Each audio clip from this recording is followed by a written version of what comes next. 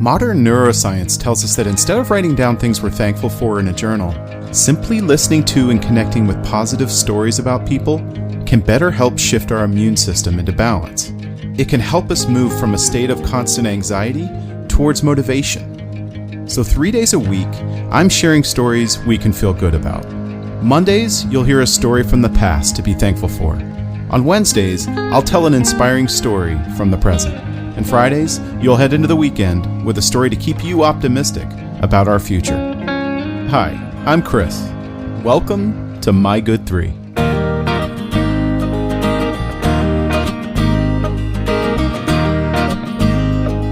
All right, happy Monday. You know, voting can be a real pain. On a Tuesday in the fall, we're encouraged by every person we meet and every talking head on the planet to break up our routine, go out of our way to a polling station and stand in line, just so we can vote, and then we get rewarded with a little sticker that goes on our shirt that says we did a good job. Before we know it, it's over. We walk outside, there's no instant gratification, no obvious conclusion. We shrug it off, and we go on with our day. Tomorrow is Election Day, and if you happen to reach a moment of pause as the burdens of work and life pile up around you, and you begin contemplating if standing in line at your polling station is the best use of your time, consider just for a second the respect you've been shown by having the right to vote. Because if you remember, at one time, not long ago, America was pushed to the breaking point by people fighting for respect, for the right to simply be allowed to stand in line and have their vote count.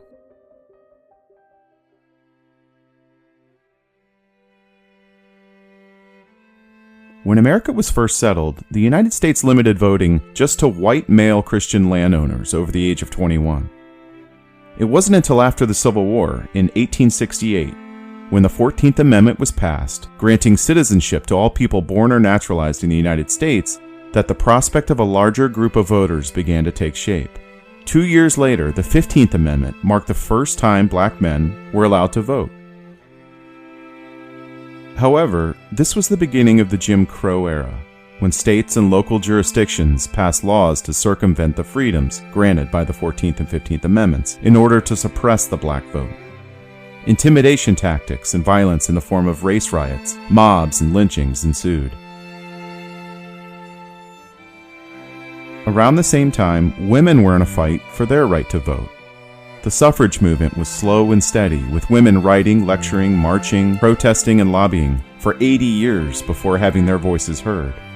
Activists like Susan B. Anthony and Elizabeth Cady Stanton were at the center of the formalized fight for women's voting rights, and they made progress in some states, but it took decades before they saw any real progress on a national level. Finally, after relentless protesting and activism, the 19th Amendment was finally passed in 1920, granting women their right. Soon after, in 1924, Native and Asian Americans joined women with access to voting booths. Through all of this, the Jim Crow laws remained. But in 1940, the NAACP's Thurgood Marshall challenged one of the laws, Texas's all-white primaries, at the Supreme Court. In Smith v. Allwright, the Supreme Court ruled 8-1 that Texas's all-white primary system was unconstitutional. While this was a victory for voting rights, change is slow. Southern states dug in on their policies, and it all came to a head in the 1960s. In early 1965, Dr. Martin Luther King Jr. led a march from Selma, Alabama to their state capital of Montgomery to protest the policies aimed to suppress the black vote. While there was great bloodshed that interrupted the trip to Montgomery, what happened captured the attention of the nation, and later that year, the 1965 Voting Rights Act was passed in Congress, federally cementing civil voting rights for all qualified Americans and limiting what states could do to curtail those rights. Voting rights were then opened to more people of different languages and disabilities. In the early 1970s, soldiers between the ages of 18 and 21 who were sent to Vietnam to fight for their country also fought for their right to cast a ballot. And in 1971, the 26th Amendment lowered the voting age to 18. Generally speaking, the 60s, well through the turn of the century, marked the opening of rights, ensuring more and more Americans had constitutional and fair access to voting. However, in 2013, the Supreme Court in Shelby County versus Holder struck a blow to the Voting Rights Act. States were no longer mandated to submit changes to voter laws, which ceded full control back to the states to manage their voting rules on a state and local level. This decision allowed states to create more barriers to voting, and as we stand today, there's a tug-of-war within state capitals and local municipalities between those wishing to curtail certain voting rights for certain groups and those wishing to expand them. This back and forth has proven to be an American tradition that I imagine we'll always have in some form or another. You know, if I'm going to be honest, I think I've always taken my right to vote for granted. It was a gift that was handed to me, and when it was, I wasn't paying attention.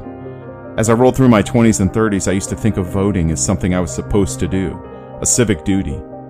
But now I realize that voting in an election is more of a civic endowment, an imperative. In fact, it's the one real thing I get to do to affirm the undaunted concept of America.